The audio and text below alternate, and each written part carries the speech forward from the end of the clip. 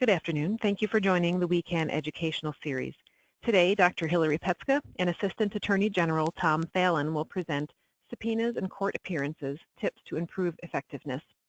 Dr. Petska is a child abuse pediatrician with the Child Advocacy and Protection Services Program at Children's Hospital of Wisconsin in Milwaukee. Tom Fallon is an Assistant Attorney General in the Criminal Litigation Unit, and he is Wisconsin's first ever child abuse resource prosecutor. The handouts area includes a PDF of today's slides, as well as a PDF with details on the following housekeeping items. To ask a question, you can use the question pane on the control panel. These questions will be addressed at scheduled breaks. To obtain continuing education credits for your participation in today's session, you must track your attendance by texting today's code to the phone number on your screen. The code will be displayed again at the end of each month's session. Following the presentation, you should log into your account at ocpe.mcw.edu and complete your evaluation within 10 days. To view step-by-step instructions on claiming continuing education credits and to see a list of future webinar topics, please visit wichildabusenetwork.org/webinars. And now we'll proceed with today's presentation. All right, good afternoon, everybody. To begin with, we do not have any financial disclosures, but because this is the first time this lecture is being given, any feedback that you have for us regarding anything you would like to see included in the future or feedback in general would be greatly appreciated. There are several key points to take away from today's lecture. First, the best way to advocate for a child in court is to be objective and effective.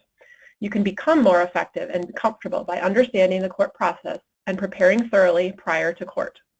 Regardless of who asks you what, listen carefully and just answer the question. And finally, no matter what, stay calm and don't take anything personally. So you've received an invitation to testify. Over the next hour, we're going to talk about some shortcuts to improve your effectiveness during testimony. We're going to start by discussing some basic terminology and concepts. So to begin with, subpoenas are a legal notice to appear in court. The first thing to do when you get one is to look at when this case is scheduled, which is highlighted in yellow on your screen, and to check your availability. These are not optional invites, so if there are any scheduling conflicts, you need to let the attorney know. The word subpoena literally translates to under penalty, and failure to appear can lead to contempt of court charges. In criminal cases, the defendant's name is the suspected perpetrator, not the child. So you may need to contact witness services to get the child's name. In children's court cases, the child's name may be included. Witness services are also your go-to help to help you set up pretrial conference with the attorney, either by phone or in person. We'll talk about this more in a bit, but the goal of this conference is to determine why you were subpoenaed or the purpose of your testimony. Sometimes this pretrial conference will let the attorney know that you do not have anything to offer that will help in the case, and the subpoena may actually be withdrawn. Mandated reporters tend to dread getting called to court for a lot of reasons, but including lost productivity, lack of experience, and the foreign courtroom culture. However, many reported child abuse cases do not go to trial. In one study on the frequency of court appearances by pediatricians in child abuse and neglect cases, less than 15% actually resulted in subpoenas and less than 5% in court appearances. In other words, many cases are going to be continued, adjourned, or settled before you actually have to end up in court. In child protection cases, there are two main settings to be familiar with. Criminal cases are brought by the state to determine if someone has committed a crime. This may be a jury or a bench trial decided by the judge and requires proving that the person committed a crime beyond a reasonable doubt. Beyond a reasonable doubt has been described by some as greater than 90 or 95%, although this is really an artificial construct. Civil courts include children's court, family court, and administrative hearings. Children's court cases are generally held to determine child safety issues, such as whether to remove a child from a caregiver's custody or terminate parental rights.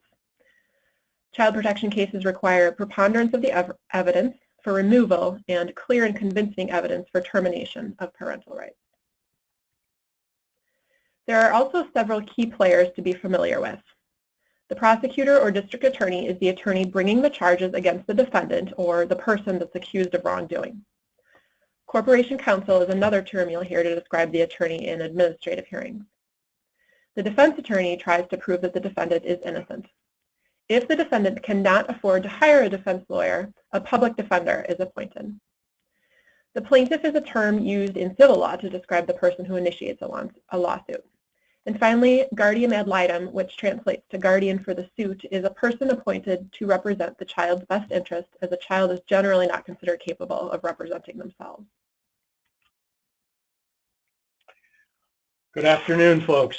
A couple of things that we'd like to point out, and that is in keeping the roles straight in your mind, it's important to realize that the prosecutor does not particularly represent a victim or the law enforcement entity or anyone else in particular, but rather represents the community as a whole. And so it is best conceptualized as someone who has been given this power and is required to exercise power on behalf of all those who may be familiar with the case, but equally important, if not more so, to exercise that power on behalf of the citizens of the community who know absolutely nothing about the case. And so we are in that way quasi-ministers of justice. Our duty is not simply to obtain convictions, but to make sure that a just and fair result is obtained as a result of the court intervention process. As for the defense, and this is important, as Hillary mentioned just a few moments ago, to stay calm, be polite, and answer the questions only that are asked of you, and most importantly, keeping in mind not to take this personally. Because the defense attorney has a job in this case, and their job is to create a reasonable doubt on behalf of their client. Their obligation is to their client and to really no one else. Not even to the system per se, other than to do their very best in attempting to raise a reasonable doubt. So what does that mean? That means that the defense attorney's job is to make any witness, even the truthful one, the credible one, the one who has nothing to gain by participating in the case, to make that person look unbelievable, to make them look stupid, to make them incredible, such that their testimony will not be believed. So that is their job. So one cannot take that personally. Now, having said that, there's limits to that. I mean, they cannot be and should not be personally offensive in their attacks or their attempted attacks on your credibility. But setting that aside, it's their job to make the prosecution witnesses look bad. And so, again, don't take that personally. Two other rules to be familiar with are fact and expert witnesses. When you're called to court, you're being called either as a fact witness or an expert witness. A fact witness is going to testify to what they experienced, observations, what they saw or heard, knowledge of the circumstances, what they were told, and what they did in the case, why they were involved. This might include information about how the child or house appeared, the history provided by the child or reporter, but they do not offer an opinion. An expert witness may be needed to testify to explain something that the average person or juror would not have the background to understand. Expert witnesses can provide an opinion. All right, and there's a statute in Wisconsin, and I would suggest in most other states. Some states have it by just case law determination, but most of the states operate with some kind of rule of evidence that regulates the admissibility of expert witness testimony. On your screen there, you're looking at Wisconsin Statute 907.02, testimony by experts. And the first part of it is traditionally the law. It has been the law in Wisconsin for quite some time. And the standard was simply, would the testimony assist the judge or the jury to understand some of the evidence, or perhaps to determine a fact that's an issue? And so the expert would be permitted to give an opinion as to that fact. Now, since February 1st of 2011, our law has been amended, and our expert witness statute now is considered or has adopted the standards set forth in the United States Supreme Court case, the Daubert case. I'm sure that many of you have heard that case mentioned in your discussions with the attorneys calling you as a witness. So now, in addition to will the testimony be helpful and is it needed to explain a fact, an issue, or determine something, the testimony must be based upon sufficient facts or data. The testimony must be the product of a reliable principle and or methods. And third, the witness has applied the principles and methods reliably to the facts of the case. Now, in my experience as a prosecutor, I can tell you there's an awful lot of focus since this statute was amended almost 7 years ago now, on the number 2, the second bullet point, reliable principles and methods. And while that's important, I cannot stress upon you all the importance of bullets number 1 and 3. And that is, it's the facts of the case and the facts or the data upon which the expert opinion hinges that are most important. Even more important in my view, or my experiential view of this, than the principles and methods by which they actually get to the opinion. It's really the facts that matter the most.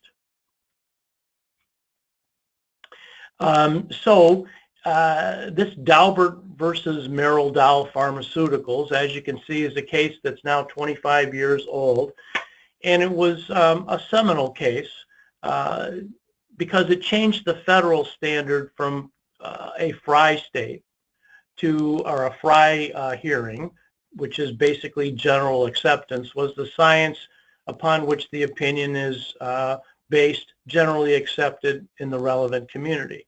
Well, the Daubert case decided that we needed more of that and basically wanted more of a reliability or a validity assessment as to whether or not the jury should hear this evidence. This was an attempt by some to keep out expert opinions which were too marginal, too theoretical, too hypothetical, or quite frankly, too driven by the particular issue in a case. And so the judge is to be a gatekeeper. How does this factor in? Well, for many of you out there, you may actually have to go to court not once but twice. There may be a pretrial hearing, what's called a Daubert hearing, to determine whether or not the court's going to permit you to offer any expert opinion that, say, the prosecutor or the guardian ad litem or even the defense attorney might be offering at that time. So it's called a Daubert hearing. Those are the standards. And I would just simply suggest that if you have one of these situations, don't be afraid to spend a little extra time with the attorney calling you to make sure you understand what these principles are, and so that you'll know how to answer the questions. And so, as I said, in Daubert, the court just set out a few factors that it would look at in determining whether or not to admit certain testimony. But the important thing to mention, especially when it comes to social science and even some of the medical science that will underlie the opinions you give, that these checklists, these factors are not all of the factors. They're not a definitive list. They're just an idea of where to begin. The court may look at anything to assist itself in making sure that this is a reasoned opinion based on science and, importantly, the facts of a particular case. So here are the standards. Has the theory or technique been tested? The theory or technique been subjected to peer review and or publication? Well, we all know now in the world that peer review and publication is probably the least important, given how many pay-to-publish research entities there are on the web. It doesn't take much to get things published these days. And the known rate of potential error, the existence of standards controlling the technique's operation, and does the theory have widespread acceptance in the relevant scientific community. As you can see, this is a standard that is far more technical and applies much better and is more suited to the hard science mathematical calculations that appear in some issues that the courts have addressed. And those of you in the world of child abuse and neglect, we rely on an awful lot of social science testimony. And so this is not exactly the best standard to assess that. And so don't be tricked up by that. But the point here is to sit down and discuss the application or inapplication of these standards to the particular testimony you'll be offering. And as I said, it's a flexible one. The focus must not be solely on principles of methodology or on principles of methodology, not on the conclusions. In other words, we don't really look at the conclusion or the opinion itself. The focus is really on the manner in which the expert went about reaching his or her opinion and whether or not it's actually based on reliable facts or science, and is it based and is it related to the facts of the particular case. Okay, so we're going to just take a short break for any questions that anyone might have at this point. There are no questions posted. All right, then we will continue. So let's start talking about one of the best ways to improve your effectiveness and comfort, and that is preparation. Preparation for court really needs to start well before you even receive a subpoena. First and foremost, document, document, document. Many cases go to court well after you become involved, and it can be hard to remember if there aren't thorough notes about what was said, what you did, what you saw. Second, practice makes perfect. If you don't have access to mock trials, try to observe a colleague's testimony. Seeing court procedure ahead of time can be incredibly helpful, and you will quickly pick up on what to do and what not to do in court. Finally, as a last note before we start talking more about pretrial preparation, when discussing a case with an attorney, phone or in-person meeting is preferable to email. An email is documentation that can end up in court, so be careful of its content. I remember one case in which an email exchange included the witness writing, unhappy face. This is one where we could really use a confession, which the witness was subsequently questioned about during the trial before the email was entered into evidence. Even with phone calls, there have been instances in which a conversation has been recorded without the witness's knowledge, so you may consider asking rather than finding out the hard way when it's admitted as evidence. All right. I'd like to talk a little bit about what Hillary just said in a little more focused detail here. On the slide there, you'll see the 4 Ps, as I like to call them. In other words, the secret here is to be prepared, to be polite at almost all costs, and of course to be professional and be prepared. And as you see, I'm a big fan of being prepared. So that means when you come to court, you have read your reports, you have read your opinion letters, you have reviewed whatever it is that you will be talking about. It's not time to do that sitting in the attorney's office or on the bench outside the courtroom. You may quickly look at something and refresh your recollection, but your preparation should have occurred the day or the night before. Now, on professional, that includes your appearance, your demeanor, and your language. Jurors expect experts to almost act like experts. You don't want to be too technical in your language, nor do you want to be too folksy or too street-based in your language and your demeanor and your appearance. And so I'm going to tell you a story now that was related to me by a good friend of mine, a prosecutor out on the West Coast, about appearance and demeanor. And the question is often asked, well, when are you, quote, on? In other words, when does the game start? And so many would offer the opinion, well, as soon as I walk into that courthouse, I have to assume my professional identity. Well, I'm going to suggest to you that the game starts the moment you walk out of your house and begin your journey to the courtroom. And that may seem extreme, but let me tell you a true story. There was an expert witness. I believe he was a physician. He was running late. He was going to be the first witness in a trial that day. He came out of his home, got in his car, got on the freeway, and was heading to the courthouse when somehow, for some reason, became involved in a little what we would call road rage encounter on the interstate on the way to downtown to the courthouse. And suffice it to say that he and the other driver were not getting along. In fact, it got so contentious that they exchanged sign language signs with each other, and you know what I mean. It's the half of a peace sign was exchanged by each of them.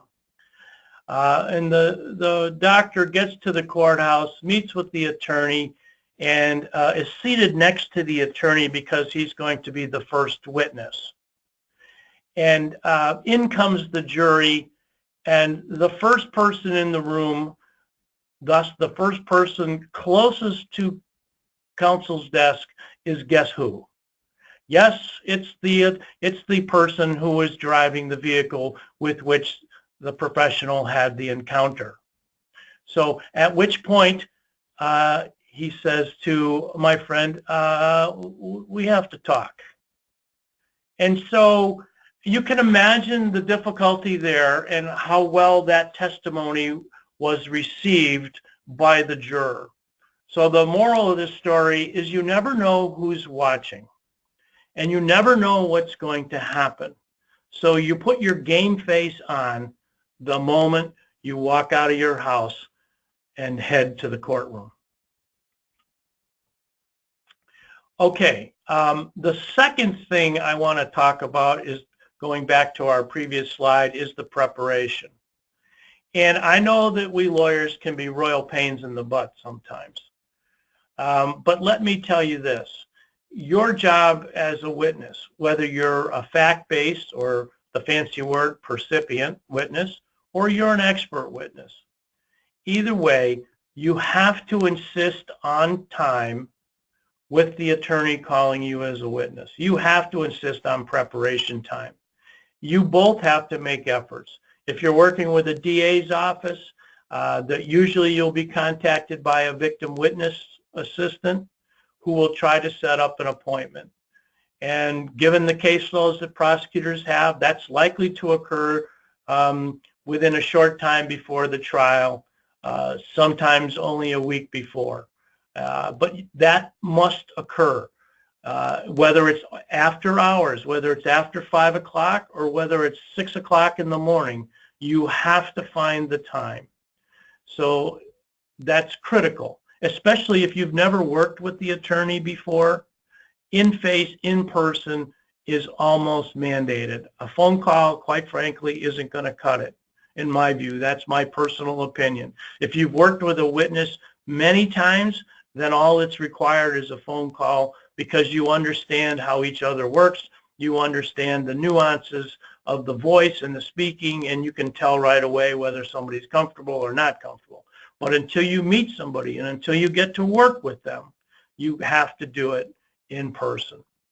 The second part of this, as noted on the slide, is when you get that little invitation to come to court, you are cordially obligated to come and attend our little party.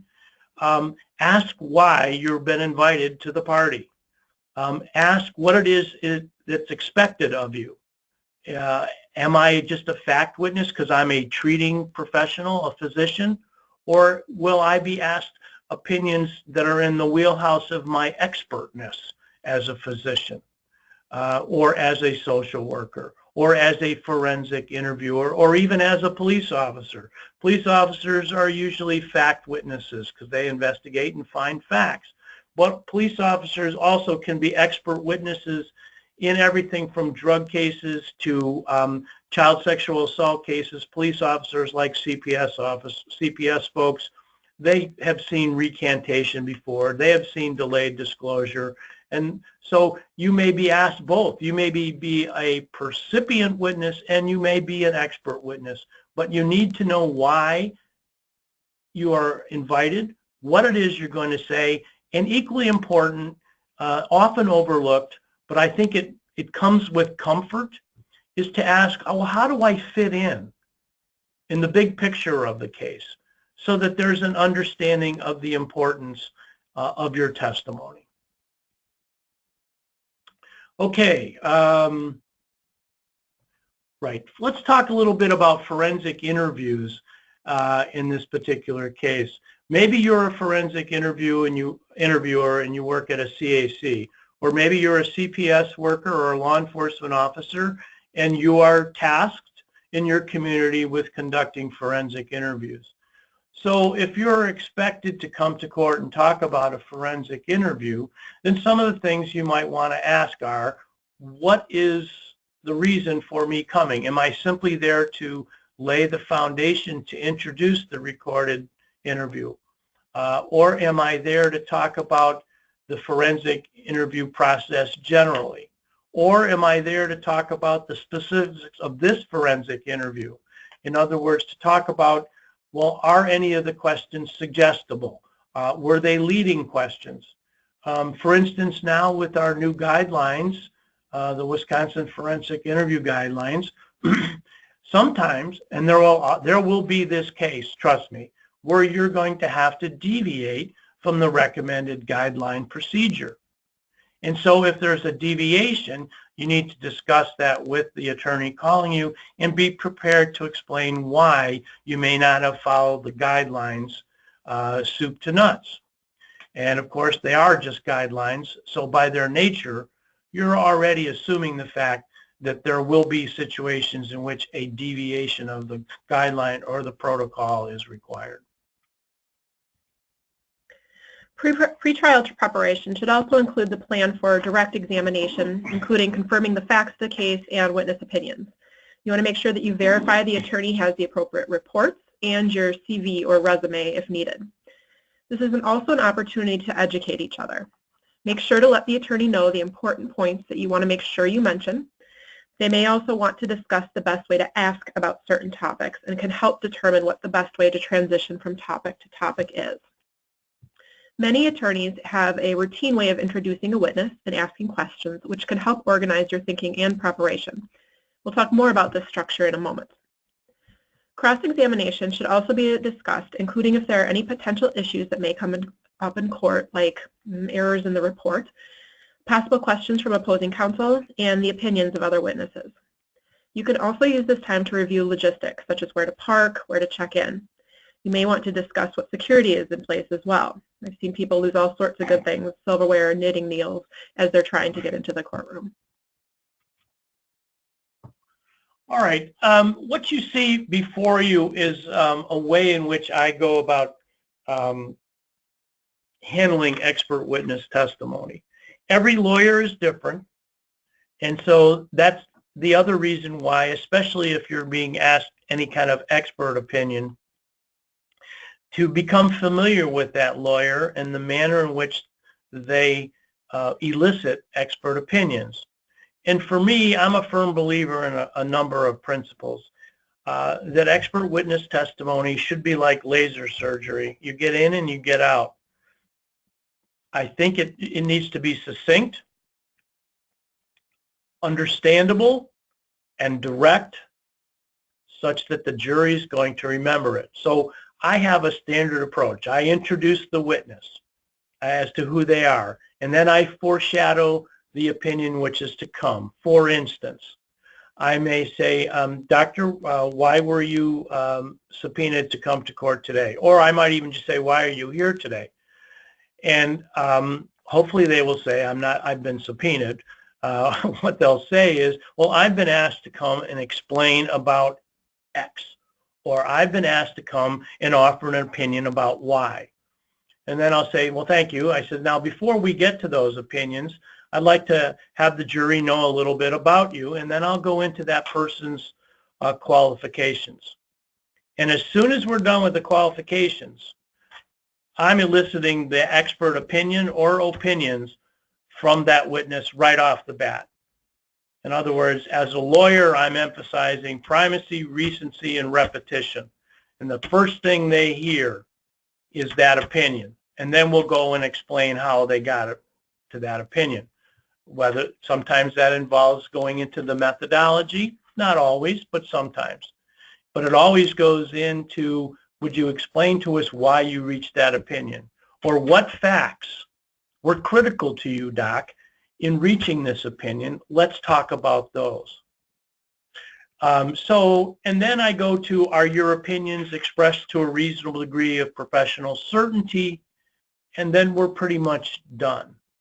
Now, let's say that you're not an expert, but you're a fact witness.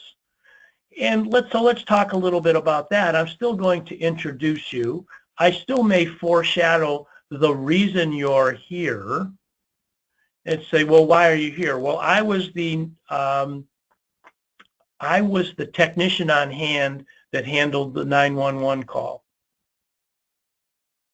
And then we may go into how long, I may go into a little more qualifications. How long have you been a 911 operator? What kind of training have you received? And then go bang right into the reason for the 911 call or play the recording, whatever the case may be. If you're a law enforcement officer, I may ask, well, I was the lead, why are you here? Well, I was the lead detective in this investigation. As lead detective, what did you do? Well, I was responsible for assigning these tasks, coordinating these objectives, and perhaps even collecting the evidence. Or I designated officer so-and-so to be my evidence technician during this investigation. And then go in and say, okay, what facts, what did you find when you executed the search here? What have you. So in other words, I'm going to get the most important facts out front right away.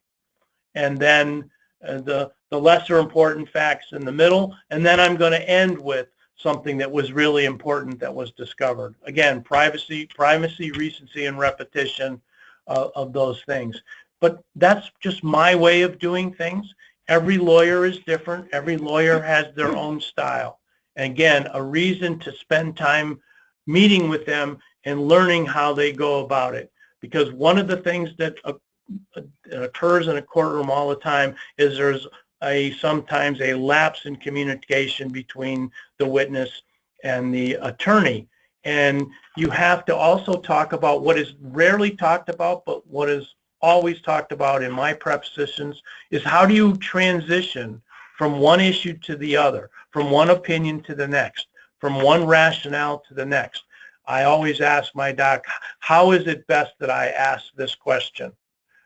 Or I'll simply say, when you hear me say, now we're going to talk about why, then that's a natural transition point. And I do that for two reasons. One, so the jury can follow it. Because remember, your direct examination, whether of a fact witness or an expert witness, has to be easy to follow by the jury. So you have to have an outline in your head of how you're going to proceed so that the jury can follow it as well as your witness.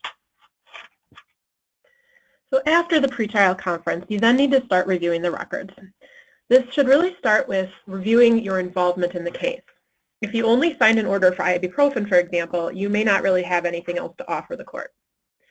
Given how many trials actually go, you can often wait to do a really thorough review until closer to the court date. This may not work if the case is very complicated, involves an opposing witness, or requires you to put together some sort of presentation. You should plan to be able to testify without your notes. Memorize the facts of the case, but not word for word what you plan to say or how you plan to answer a question. That will just make it sound rehearsed, and you may be thrown if the question is asked in a slightly different way. The best way to do this is to read and reread the record in the days before the trial. Then read it again. At a minimum, you'll want to be able to list the dates seen, high points of the history, and pertinent physical findings. But realize that you also may be asked about unrelated things, siblings, other medical conditions. So really being as familiar as you can with the entire chart. If you end up being asked about a little detail that most people would not remember, you can say you don't remember. You should also review your CV or resume. No graduation dates, your qualifications, years of experience, licensure, board certifications, specific trainings that you've attended or given, presentations, awards, publications, membership in professional organizations, number of similar cases that you've seen or been involved with, and your prior experience as a witness. Finally, be cautious about talking with other witnesses ahead of time to avoid the appearance of collusion. If you're unsure of who you can talk to, call the attorney that subpoenaed you. All right, literature review. Before we jump in there, I'm going to make one other comment to attach to Hillary's last comment about CVs and things. For those of you who are traditionally not called as expert witnesses, but are fact witnesses, eventually you will develop expertise and will become an expert witness. And so I would suggest to you that you might want to keep track of the types of cases you work on. How many cases involve children? How many cases involve adults? If you're an investigator, how many times have you run across a recantation scenario? How many times have you run across delayed disclosure? How often have you run across a case in which secrecy was so prevalent in the case that it affected how everything looked to the outsider? For the law enforcement officers, if you're working narcotics, for instance, how many search warrants have you been on? How many times did you find the dope? How many times have you worked with an informant? How many times have you executed a controlled buy? How many times were you working directly with an undercover officer versus a confidential informant? All of those things, eventually you keep track of that and you will develop expertise. You will be allowed to offer expert opinion. So the message here is keep track, build your CV, document your training, document your experience going forward. Okay, so literature review. This is a little bit of me because I confess I'm a research geek.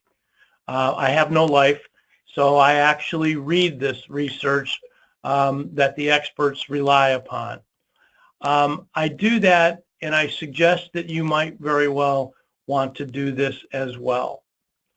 I do it because when I'm cross-examining defense experts, I have learned that I can learn enough medicine. I can learn enough social science. I can learn enough about statistics of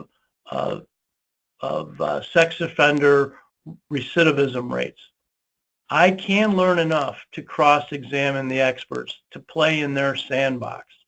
And so if I can do it without any background in science or medicine or mathematics, in fact, those are all the reasons why I wanted to become a lawyer so I wouldn't have to deal with that stuff. Well, it didn't quite work out that way. And so you can be cross-examined by anyone. Every now and then you're going to run into an attorney who likes to read the research. And if you're relying upon some research, basic stuff, then you ought to know what it is you're relying on. Good. If you know a specific article is going to be referenced during trial, make sure to read it in its entirety, because one strategy is to misquote or to take statements from the article out of context. But be careful. Don't refer to a specific article in the literature if the attorneys have not had a chance to review it. Simply state the information as a fact. Studies can be used against you. Research is generally theoretical rather than real world, and limitations of the study may actually weaken your argument. And finally, I want to talk a little bit about when you know there's going to be an opposing witness. In these cases, more preparation time may be needed. I think it's important to know that there are irresponsible expert witnesses who give testimony for which they're insufficiently qualified, or testimony that's based on theories that have either not been substantiated by well-conducted medical studies or have not gained wide acceptance in the medical community. The American Medical Association Code of Medical Ethics requires that physicians who testify based on a theory that's not widely accepted in the profession has to characterize the theory as such, but this is obviously difficult to enforce. These experts may provide complicated, highly technical testimony designed to confuse the jury, or may focus only on an isolated injury rather than the entire picture. There are substantial financial incentives for witnesses willing to testify in certain cases, so this is likely to continue to be a problem. Nonetheless, your approach should be systematic. Start by requesting the opposing expert's report or opinion letter, or a summary of what he or she will say. Then go through the report word for word, checking any facts or references for yourself. Do not take anything at face value, as they may have misunderstood or misinterpreted it. So I'm going to go through a couple of examples of inaccuracies or statements that are taken out of context when there is an expert on the opposing side. In the first case, it was written that she was discharged with 6 medications to care for her, which really helps paint this picture of her as very medically fragile and complicated, much more so than she actually was. When you actually reviewed the records, she had 6 medications prescribed to her throughout her entire hospital stay, and the only medication she was discharged on was a multivitamin. In another case, in which a caregiver gave a child a medication that he was not prescribed, the statement was made that there's no medical evidence that the medication will cause great bodily harm to an infant.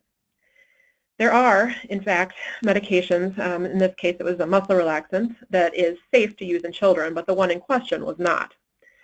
In order to support this opinion, 3 articles were cited, all of which had been published in anesthesia journals in 1962, 1963, and 1981. So needless to say, evidence was kind of old, and the context of giving these meds would be very different than somebody who's giving these on an everyday basis. Anesthesia, the child's going to be sedated, intubated, and their temperature will be closely monitored. Another statement in a medical child abuse or Munchausen's by proxy case was that, according to the American Academy of Pediatrics, medical child abuse is extremely rare. Healthcare professionals will likely encounter only 1 case during their career. So obviously this goes to how infrequent cases like this are actually seen, but if you look back at the original citation, half of that sentence was excluded, with pediatricians seeing many more, so not as common as uncommon as portrayed. Finally, in a case of patterned bruising, the argument was made that the drugs the child was taking contributed to their injuries. In reality, the expert had grouped 2 medications, Concerta and Adderall, together in the same sentence. And Concerta can cause bruising or hematologic effects, whereas Adderall does not. And then the study that they're talking about there is actually a consumer report site on which one person over a period of 8 years reported having low platelets, or this thrombocytopenia, which was not verified by a physician. If you do a complete literature review on Adderall, there are 2 case reports in the entire medical body of thrombocytopenia, and only in dogs. We'll take another quick break for any questions that our people have at this point. There are no questions. All right, well, hopefully that's a good sign. Okay, so moving on to actual testimony. In some ways, testifying in court is like a performance, and it starts the moment you walk out of your house in the morning, as Tom mentioned. It continues in the hallways, in the elevators, and at lunch. First and foremost, make sure you arrive on time, but be prepared to wait. Some courthouses have a private place where witnesses can go while waiting to testify, but often you end up waiting in the hallway with everyone else. Dress professionally. What you wear to court will vary by your position, but professional dress is a must. It should reflect the seriousness of the proceedings. Nothing about your appearance should distract from what you have to say. No scrubs, no white coats, avoid a lot of jewelry, and don't wear anything too revealing. The best attire is one that nobody remembers the next day. This may be obvious, but don't take a medication for the first time on the day you testify. Do not have a drink ahead of time to take the edge off. Don't skip breakfast if you normally eat in the morning, and spit out the gum that you have in your mouth before you take the stand. Courtrooms vary in how they're set up, so try to figure out ahead of time where to go, to the right or the left, when you walk into the courtroom. I typically ask the victim witness advocate if I'm not familiar with the courtroom, but if you forget, look for the side with the microphone. You might want to bring things like Kleenex or lip gloss, something like that, but turn off your cell phone and pager, and do not bring extra materials or papers to court. Anything you refer to can be inspected. Finally, as medical providers, we often have learners or observers come with us. Most courtrooms are open to the public, but it never hurts to ask to make sure it's okay. In addition, it's important to instruct them to observe objectively. No thumbs up during your testimony, obvious eye rolls, that sort of thing. Poker face is the name of the game. So after taking the oath, your testimony will begin with direct examination. During direct examination, the attorney that called you will ask you questions about the case. Generally, questions will be friendly, and you can present your information without qualifications. The attorney will not ask leading questions. When they're finished asking their questions, the attorney from the opposing side will cross-examine you. The questions may not be friendly and may be leading or designed to get you to say things you don't agree with. It's up to the cross-examiner to come up with questions that will clarify or qualify your initial testimony. Don't answer based on what you think will help or hurt either side. Cross-examination may be followed by redirect, during which the attorney that called you can clarify or resolve any issues raised on cross-examination. Regardless of who's asking the questions, though, listen carefully and just answer the question. Try to take a breath between listening to the question and answering the question. This allows you to relax, compose yourself, and gives the attorneys a chance to object. Ask the attorney to repeat or clarify the question if the question's unclear or you're still formulating your response. If you don't understand what's being asked, it's likely the jury doesn't either. But don't ask questions like, why is this relevant? Because it looks like you're being evasive. And finally, don't volunteer additional information. It's the attorney's job to make sure all of the evidence is presented. Your job is to just answer the questions.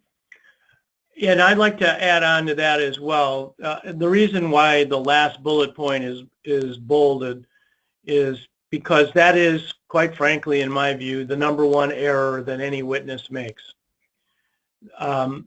They offer much more information than the question calls for. And everyone, even lawyers, for reasons that I'm not entirely clear upon, fears silence in the courtroom. It's like we all feel like we have to fill the air with our intelligence, to borrow a phrase from Professor Kingsfield in the old Paper Chase movie. But the reality is it's not a bad thing at all. Listen to the question, answer only what the question asks. And for those of you, just because you're nervous doesn't mean if they just stand there with a placid look on their face, that doesn't mean they expect you to answer more. Although they may be trying to engage you in that and have you answer more than the question asks. Because if you volunteer more information than what's asked, you will be on the stand even longer, giving the attorneys more ideas and about what they could or should not ask you. So again, listen carefully to the question and answer only what that question asks. If an attorney objects to the question being asked, stop talking and let the judge decide whether or not you can answer the question. Saying, it's okay, I can answer, is not helpful. If the objection is overruled, go ahead and answer the question. If sustained, the question should not be answered as stated. If you do need to address the judge at any point, the appropriate title to use is Your Honor. All right, for those of you who will be asked to offer what would be considered expert opinion, I wanted to briefly talk a little bit about the standard of a reasonable degree of professional certainty. And what does that mean?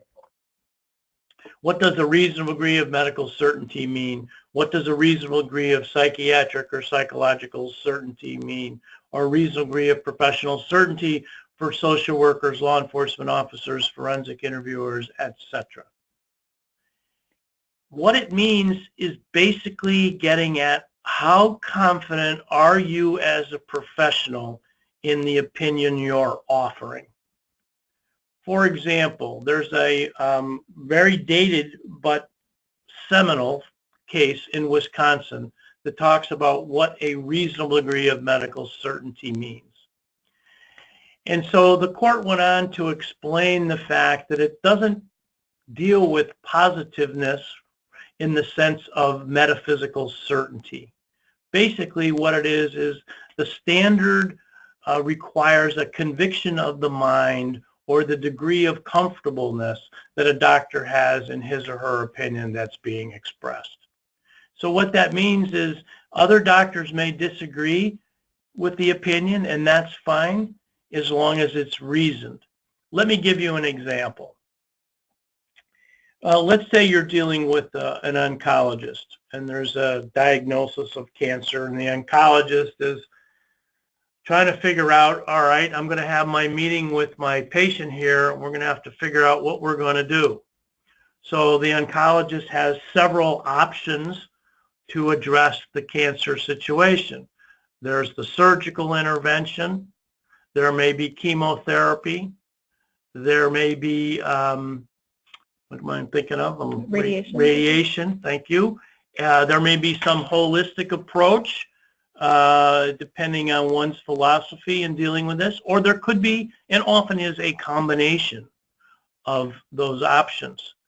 And so the oncologist thinks about it, has the discussion with the patient, is aware of the research, is aware of his or her past practices with this cancer and how effective certain treatments have been in the past, and the doctor decides, okay, this is what we're going to do. In that sense, that is the reasonable degree of professional or medical certainty being demonstrated. Because another oncologist, given the same facts, may go with a slightly different variation on the treatment regime. Either can offer that opinion to a reasonable degree of professional certainty and be correct within the application of that standard. So just so you know, it's a degree of confidence that once you've looked at all relevant, pertinent information, this is your best guess as to how to go forward. So one child abuse expert kind of simplified this to mean that despite various possible diagnoses, the doctor is certain enough to take out the patient's appendix. That was Dr. Chadwick that said that. Right. Okay, some testimonial tips. We've already hinted at several of these. My first one is, yes, appear human. That is intended. In other words, we don't want automation up there. We want our experts to be regular folk. So here's how it works. In the real world, I want you to be as technical and as scientific as you can be in your process of reaching the conclusion, the opinion that will be elicited in court. And when you get there to elicit that opinion, I want you to be like the regular guy on the street. It's like, ah, shucks, but this is what I think it is.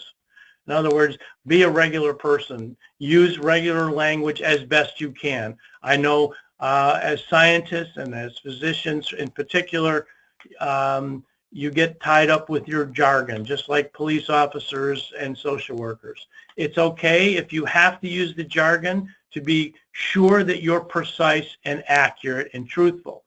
But if we then can explain that in an everyday term that the jury will understand, that's a really good thing. Jurors like examples. If you can use a visual aid, pictures are nice. Occasionally a demonstration may be helpful.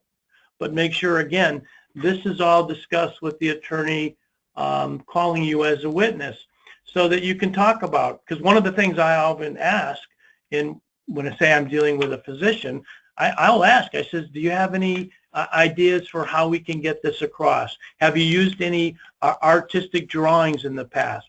Do you think we have to use or should use an autopsy photo here to get the point across that this other theory being offered by the other side is poppycock? So again, discuss these things with the attorney calling you. Again, I like, as I said earlier, expert testimony to be laser surgery, as short and concise as possible. I can tell you in my practice, and I'd like to think I've had a fair bit of success, I rarely have done a direct examination that lasted more than an hour and a half. Usually it's around an hour to an hour and a half. Sometimes if it's a specialist on a super technical issue, I'm going to be bound and determined to get my direct examination done in less than an hour. Because jurors will cease to pay attention, will cease to understand. So you get in and you get out quick. You organize, as I said, by topic, and you vary your pace and tone. You can't be monotone. And so all these things, because remember, while the attorney that you're working with is the immediate consumer of your work, the ultimate consumer of your work and your testimony is the juror. So you cannot ever lose sight of who it is that is listening and what their capabilities or incapabilities are to make your point. Just a couple of other pointers. First, your testimony should be like a conversation in which you're telling a story or teaching. Look at the attorney while they're asking a question and at the jury and judge as you respond. It's for their benefit that you're answering these questions. Also, try not to mumble or nod. The court reporter has to be able to hear what is said to enter it into the record, and they will remind you if you forget. Second, it's okay to say you don't know or you don't remember if you don't. Every question doesn't have an answer. Knowing your limits and saying, I don't know if you don't, can actually raise your credibility. Saying, I can't think of it right now, can we come back to it later, or I just lost my train of thought, can you repeat the question, is better than rambling or evading the question. Third, the opposing attorney's job, as Tom mentioned, is to rattle you, make you look unreliable, discredit, or undermine what you have to say, but don't take the bait. Try to remember they're just doing their job, and the calmer you get, the more frustrated you'll make them. Finally, try to avoid yeah, phrases like, in all honesty, truthfully, frankly, or honestly. You're already sworn to tell the truth. Finally, you should try to avoid attempts at humor. Very few people are able to pull it off, and it may not come across right.